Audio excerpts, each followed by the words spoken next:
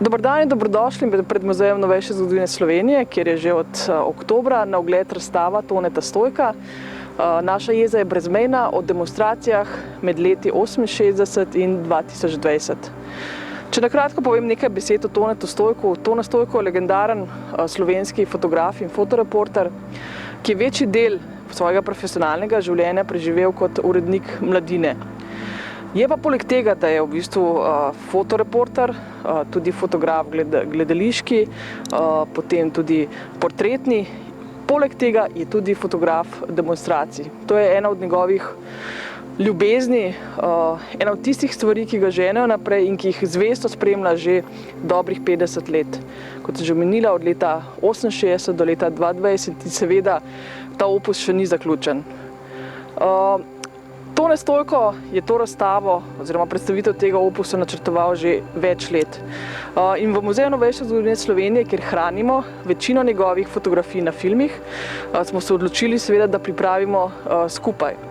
Da pripravimo tako v obliki razstave, kot tudi v obliki kataloga, ki bo tudi izšel v naslednjem letu. Ta njegov opus je tako analogen kot digitalen. Na sami razstavi boste videli en zelo majhen izbor fotografij, ki so od prvih let analogne in črno-bele.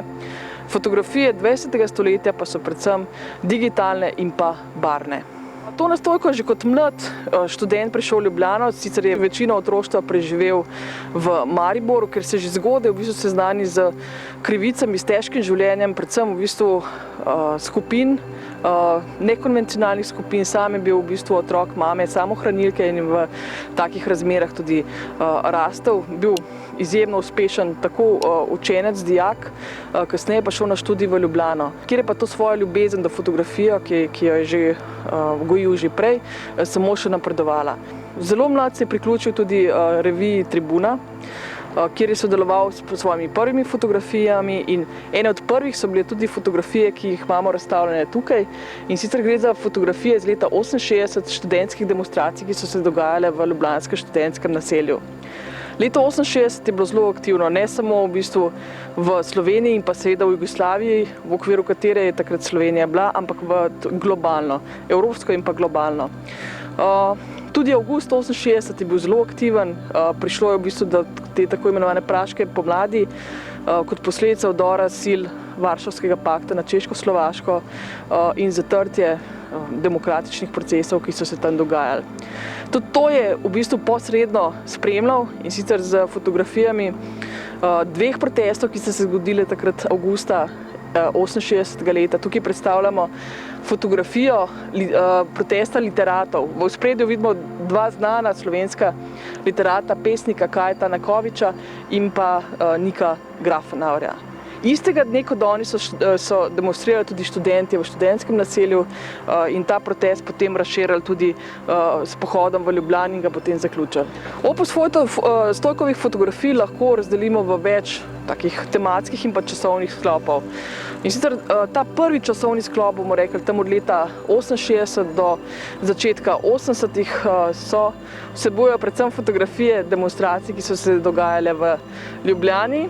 Poleg številnih demonstracij, rekli, na temo v podporo oziroma proti vietnamski vojni, potem tudi v podporo zamejcem, se je zgodil en tak zelo velik protest, in sicer je bilo to leta 1971, demonstracije proti hrupu so jih pomenovali, predvsem zato, ker je bila Aškerčeva v tistem času zelo prometna ulica s številnimi tovornjaki, ki pa so motile učni proces. Vemo, da je Aškerčeva polna enih v bistvu institucij izobraževalnih in eden od povodov, da je do tega prišlo, je bil, kot pravim, hrup. In sicer prvotno demonstracija, ki so potekale na stopnišču Filozofske fakultete in na katerem so se zvrstili številni govorci, med njimi tudi Jaša Zlobac, se je potem v bistvu razširila in kljub temu, da niso imeli dovoljenja za pohod po Ljubljani, so se v bistvu protestniki na njegov poziv so se odzvali in šli praktično proti centru Ljubljane. Cilj pa je bila skupščina Republike Slovenije, pač na istem mestu seveda kot današnji državni zbor. To je bila res ena ogromna gmota, veliko število protestnikov in po drugi strani tudi nek preizkus za policijo, ki je vedno v bistvu spremljala te proteste, jih na nek način tudi usmerjala, se včasih tudi dogovarjala z vodji, tako da je v bistvu zadeva tekla kakor toliko mirno, no. Naslednja faza, oziroma naslednji, bomo rekli, tak časoven sklop, predstavlja fotografije, ki jih je potem Stojko posnel v 80. letih. In sicer tukaj je ogromen opus demonstracij, ki pa se povezuje tudi z enim opusom dogajanja, ki je v 80. letih, ki je v bistvu neposredno povezan, kajti v 80. ne moramo govoriti, ne da bi omenjali demonstracije. Zlasti od leta, bomo rekli, predvsem od leta 88 naprej. Je bil pa en uvod v te večje demonstracije, tudi en tak zelo številčen, množičen pohod o prvi obletnici jedrske nesreče v Černobilu, v takrat Ukrajini, ampak v Sovjetski zvezi, ki ga v bistvu predstavljamo tudi na tej fotografiji. Tako, val teh demonstracij, o katerih sem že prej govorila, se je nadaljeval tudi konec leta 1987 s to znamenito litostrojsko stavko. Vzrok seveda je bil, povod so bile seveda zelo slabe plačilne liste, ki jih je, bomo rekli, Stojko zelo dobro tukaj zelo plastično predstavil na teh fotografijah. To je bil povod, hkrati pa je bilo to že obdobje, kjer je v bistvu Slovenija že vrela, obdobje številnih civilnih gibanj, raznih pobud, ki so pa potem v letu 88 sam še izbruhnile, se povezale in potem je v bistvu plast se lahko bi rekli, se je sam še usul. Ta litostrojska stavka je pomembna ne samo zaradi te svoje množičnosti in tega, da so litostrojski delavci šli od tovarne Litostrojev v Šiški do v bistvu trga Revolucije še takrat in potem se v bistvu tudi pogovarjali s svojim vodstvom v Cankarjevem domu. Pomembno je tudi zato, ker je v bistvu takrat bil ustanovljen tudi prvi neodvisni sindikat, hkrati pa tudi iniciativni odbor za socialdemokratsko zvezo, ki je nastala potem leto dni kasneje. Kot sem že prej omenila, 88. leto se je nadaljevalo v bistvu z res številnimi demonstracijami, protesti, stavkami, ne samo v Ljubljani, ampak tudi, bomo rekli, drugje po Jugoslaviji. Tukaj smo predstavili praktično dve fotografiji, in sicer ena iz 23. junija 88. To je v bistvu kmalu zatem, ko je bila v Ljubljani eno veliko zborovanje v podporo četverici, o katerem bi lahko itak govorili še zelo široko, ampak mislim, da v tem trenutku pač ni to poglavitna tema. Stavka, spet v bistvu čisto primarna, in sicer težek gospodarski položaj, finančna situacija, tovarne s številnimi delavci, ki praktično niso bile že tudi sposobni izplačevati določenih dohodkov. Še vedno pa v bistvu tudi vidimo same fotografije, da so delavci še vedno iskali rešitev tudi v preteklosti, kar je v bistvu razvidno tudi iz fotografije Josipa Broza Tita. To je bilo praktično tudi že obdobje začetka teh velikih mitingov, ki so zaznamovali konec 80. let v jugoslovanskem prostoru. Stojko je šel tudi čez meje, ni dokumentiral samo slovenskih demonstracij, ampak je šel tudi v Beograd, kot bomo kasneje videli, tudi v tujino. In ena od teh demonstracij bo v bistvu znan izredno množičen miting, ki se je dogajal v Beogradu na Ušću, in to v času, ko se je na Kosovem že drugem v tem desetletju začelo dogajati, ko je prišlo praktično do sporov, do prvih pobud o ukinitvi kosovske samostojnosti oziroma statusa avtonomne pokrajine in pa tudi obdobja, ko so na nek način že rušili kosovsko vodstvo.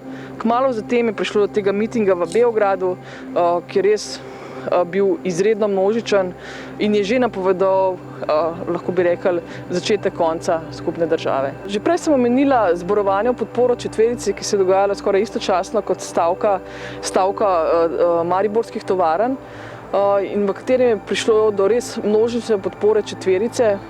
Zgodba je pač malo daljša, in sicer gre za četverico, tudi imenovano JBTZ, od katerih so bili trije v bistvu aretirani, eden v bistvu se je izognil aretaciji in bil v bistvu v neki bolnišnični ustanovi. Dejstvo pa je, da so bili zaprti, in to je bil tudi povod, bi lahko rekli, za množičen odziv slovenske civilne družbe. Spet v okoliščinah, bomo rekli, tega demokratičnega vrenja. Sodelovanje z Beogradom je bilo vedno bolj zapleteno, vojaški vrh je vedno bolj grozil, zlasti kot posledica številnih člankov v Mladini, ki je bila ena od najbolj takih avantgardnih časopisov tistega časa. In 21. junija se je v bistvu na Kongresnem trgu zbrala ogromna množica ljudi, ki je podprla to četverico, ampak ne samo četverico, ampak tudi demokratične procese, ki so se takrat začeli odvijati. Do kasnejšega sojenja pa je prišlo na Roški cesti v Ljubljani. Sojenje je bilo v srbo-hrvaškem jeziku, za zaprtimi vrati in edino četverice, ki je lahko o tem, kaj se je noter dogajalo, poročal, je bil Franci Zavrl, ki ga vidimo na tej fotografiji, in pa res to množičnost ljudi, ki je čakala na Roški cesti, mirno demonstrirala in pričakovala, kako se bo razpletla to sojenje, ki se je dogajalo julija 1988. Stojko je bil praktično vse skozi zraven, zlasti drugo polovico 88 let je fotografsko dokumentiral res enkratno, bil res vedno zraven, kjer se je kaj dogajalo, tako da lahko bi rekli, da je v bistvu ta njegov opus kot neke vrste fotografska abeceda demokratizacije Slovenije v tistem času. Šel je praktično, kot sem že rekel, tudi izven meja, tudi v eno najrevnejših, najbolj zaostalih pokrajin v Jugoslaviji, v Kosovo, kjer je spremljal tudi stavko rudarjev v rudniku svinca in cinka v Starem trgu pri Trepči, kjer je posnel res take pretresljive prizore. Dejstvo pa je, da kljub temu, da so imeli podporo v pokrajini strani svojih sorojakov, pa tudi podporo slovenske javnosti, v tej stavki nekako niso uspeli in Kosovo je izgubilo praktično potem status avtonomne pokrajine. Zraven seveda je dodana tudi fotografija, taka izredno povedna Kosova, tam konec 80. let. Po zaključku sojenja četverici, ki se je zgodil, kot sem že omenila, julija 1988, so bili začasno izpuščeni, ampak v bistvu kasneje v malo lažjih okoliščinah sicer zaprti in potem tudi izpuščeni. Dejstvo je, da je leto 1989, v katerem se je zgodila v bistvu ta Majniška deklaracija in pa Tone Pavček, ki jo je prebral, je že čas, ko nastajajo te prve politične zveze. Prva že 88. leta Slovenska kmečka zveza, sicer kot Stanovska zveza, v 89 pa začnejo nastajati tudi ostale zveze, predhodnice kasnejših strank, ki so potem sodelovale na volitvah in v končni fazi tudi tvorile Demosovo vlado, ki je imela poglavitni cilj predvsem samostojno Slovenijo. Torej, Tone Pavček je na Kongresnem trgu 8. maja prebral Majniško deklaracijo, ki je v bistvu veljala za program nastajajoče opozicije in ki jo je podpisalo ogromno število ljudi in ki je res v bistvu imela točke, ki so potem predstavljale kasnejši program Demosa in pa strank, ki so potem tvorile vlado oziroma ki so bile zmagovite na volitvah aprila 90. leta. V istem letu 89. konec leta se dogajajo premiki tudi v evropskem prostoru. Poleg padca Berlinskega zidu pride do v bistvu mirnega prehoda v demokratično državo tudi na Češko-Slovaškem. Stojko je zopet zraven in sicer na teh velikih demonstracijah konec novembra 89. leta, ki iz nekih takih študentskih demonstracij prerastejo v splošno stavko in potem res miren prehod v demokracijo, hkrati tudi izvolitev znanega oporečnika češko-slovaškega Václava Havla. Češko-Slovaška je kasneje razpadla na dve državi. Dejstvo pa je, da je Stojko tukaj bil zraven in v bistvu lovil tukaj tudi te ne toliko tipične momente nekih demonstracij. Ujel je pa praktično zanimive trenutke, ki mogoče še več povejo v nekem času kot neka množica ljudi na fotografiji. Ker njegova značilnost je bila tudi ta v bistvu, da ni bil fotograf množic, ampak se je vedno postavil na mesto oziroma menjal mesta, od koder je fotografiral in je iskal take momente, trenutke res, ki so bili specifični in ki so res povedali mogoče še malo več kot pa sama množica. Kmalu za praškimi dogodki se zgodi v bistvu tudi 1. december leta 1989 in tako imenovana preprečen miting resnice. Že prej sem govorila v bistvu o mitingih, ki so potem v letu 88, tudi 89 zajeli Slovenijo, s katerimi so zlasti, srbski vodja Slobodan Milošević želel nekako umakniti ta republiška vodstva, ki niso bila več niso delovali več v smeri neke enotne, bomo rekli, Jugoslavije oziroma prosrbske politike. In ena od idej je bila, da mitingaši pridejo tudi v Ljubljano in na točno določen datum, 1. december, ki je bila tudi obletnica nastanka kraljevine SHS. Dejstvo je, da je tukaj v bistvu slovenska oblast in pa milica sta odreagirala in s tako imenovano akcijo Sever ta miting preprečile, tako da so se na Trgu revolucije zbrali le redki posamezniki, pač Srbi, ki so živeli v Ljubljani in želeli v bistvu na nek način vseeno ta miting predstaviti, ampak vseeno v bistvu protestirati proti njegovi prepovedi. In tudi tam so nastale številne fotografije, ta je le praktično ena izmed njih. Stojko ima v bistvu v svojem opusu tudi fotografije, ki so nastale v Moskvi in sicer spet take zelo aktualne fotografije, nastale so avgusta 1991. leta, kmalu po, slaba 2 meseca po zaključku vojne v Sloveniji in pa spet teh premikov, tudi globalnih. V Moskvi je prišlo do državnega udara, ki so ga izvedeli najvišji predstavniki Sovjetske zveze, s tem, da so hoteli umakniti tudi Mihajla Gorbačova, ga za nekaj časa bi se tudi zadržali na nek način, ampak ta puč kasneje ni bil uspešen. Stojko pa je v bistvu kmalu po koncu teh dogodkov prišel v Moskvo, ki je že na nek način praznovala to zmago. Hkrati pa je bila v bistvu ta fotografija tudi že uvod v začetek konca Sovjetske zveze. Konec 90. let so tudi demonstracije v slovenskem prostoru niso bile več tako pogoste, tako da tudi Stojkov opus iz tega obdobja ni tako močan. Pride pa, bomo lahko rekli, do nove pomladi demonstracij in tudi v bistvu njihovega fotografiranja. V 21. stoletju Stojko spet zagrabi za fotoaparat, seveda ga je imel že prej. Intenzivne demonstracije so se začele tam že konec desetletja 21. stoletja. Tokrat Stojko fotografira digitalno in pa barvno. Zopet je zraven, kjer se dogaja, in v tem izboru fotografij, kjer je res zelo majhen izbor tega bogatega opusa, smo predstavili fotografije na eni strani, ki so nastale leta 2010 ob študentskih demonstracijah in dijaških demonstracijah, ki so se začele povsem mirno na Prešernovem trgu. Nasprotovali so zakonu o malem delu, dijaški prehrani in tako naprej. Dejstvo pa je, da potem, ko so se demonstranti premaknili pred skupščino, ki je bila zavarovana, je prišlo res do nasilja, do na nek način tudi ne ravno uničevanja, ampak obmetavanja stavbe Državnega zbora z jajci, tudi s kamenji, prišlo do manjšega požara. In ta slika v bistvu predstavlja vso to, energijo, moč teh demonstracij in pa tudi kaže tudi to, da je bil Stojko vedno v centru.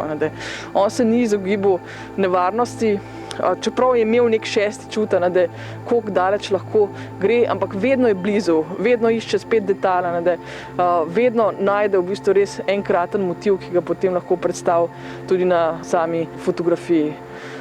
Še ena fotografija, ki je nastala v bistvu v tem sklopu 21. stoletja, pa je fotografija prve uporabe vodnega topa v zgodovini samostojne Slovenije, do katere je prišlo konec novembra leta 2012 in je bila praktično uvod v te vse slovenske ljudske ustaje, ki so se začele tam konec leta 2012 in še potekalo v leto 2013. Tukaj je v bistvu sam shod oziroma ta protest, ki se je začel spet kot zelo miren protest proti politiki vladi Republike Slovenije. Protestniki so v bistvu v tem primeru protestirali proti različnim politikom, tako levim kot desnim.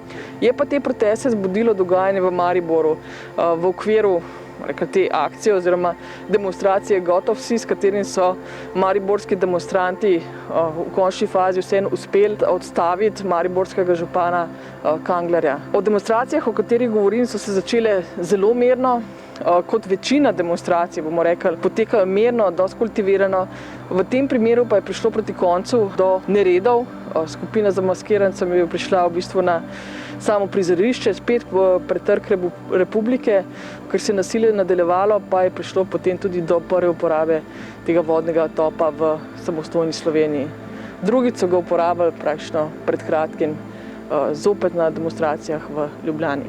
Tukaj nadaljujemo praktično s temi demonstracijami, ki sem že prej omenila, vse slovenskimi ljudskimi ustajami, ki so zaznamovali konec leta 2012 in začetek leta 2013.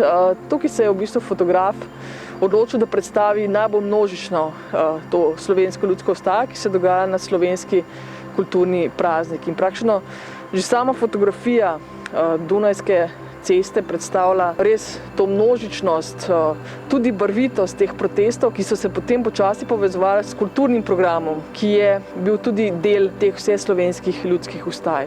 Vse slovenske ljudske staje so se potem nekako zaključile oziroma so izgubile, se niso več tako množično dogajale, potem ko je prišlo do odstopa vlade Janeza Janše, mislim, da je bilo to marca leta 2013. Razstavo nekako zaključujemo z demonstracijami, ki so se potem dogajale tako leta 2012, z stavkami, ki so bile tudi del tistega vsakdana in so bile predvsem posledica globalne finančne in pa ekonomske krize, ki je zajela svet in seveda tudi Slovenijo v letu 2018, posledica restriktivnih ukrepov, zmanjšanja plač, zmanjšanja javnih služb in tako naprej. In to je tudi obdobje številnih stavk, predvsem javnega sektorja. Tudi gasilci so šli leta 2017 na ulicah kot posledica spet težkega položaja. Šlo je in še vedno gre v bistvu za tak altruističen poklic, ki pa je podcenjen. Gasilci so v bistvu s toliko nudili res take močne prizore z vso to svojo opremo in pa ognjem, ki pa je bil zelo pogosto sestavni del demonstracij, tudi v vseh teh 50 letih. V letu 2019, ko je že kazalo, da bova z Tonetom Stojkom, s katerim sva pripravila to razstavo in tudi katalog, ki bo šel ob njej, sva že pričakovala, da v bistvu bova počasi zaključila z demonstracijami oziroma s tem fotografskim gradivom.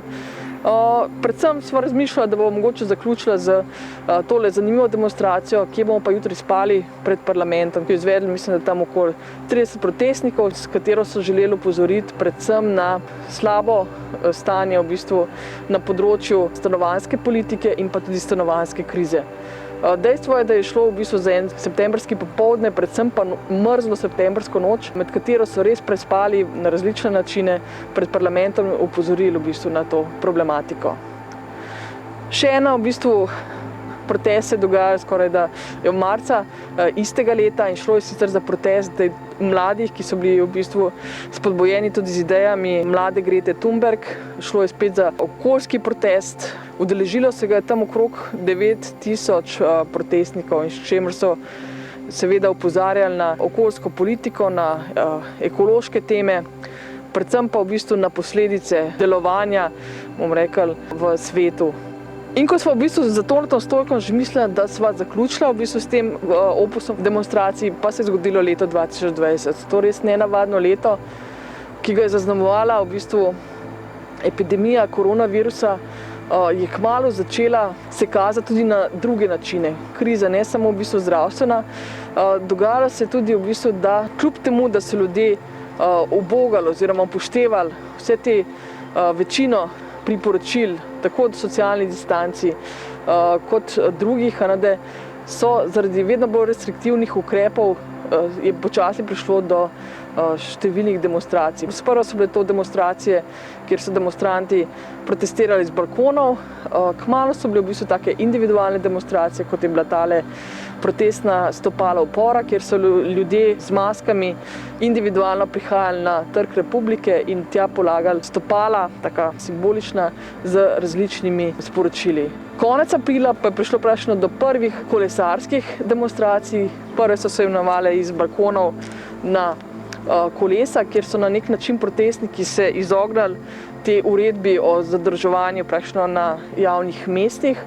In te kolesarske demonstracije so od aprila praktično privabljale vsak petek, ko so se dogajale, vedno večje število ljudi. In če so bile prve predvsem usmerjene proti restriktivnim ukrepom, so bile kasneje vedno pogosteje usmerjene proti vladni politiki. Protesti so potekali potem še celo poletje. Dejstvo pa je, da smo to razstavo nekako zaključili z protesti maja leta 2020.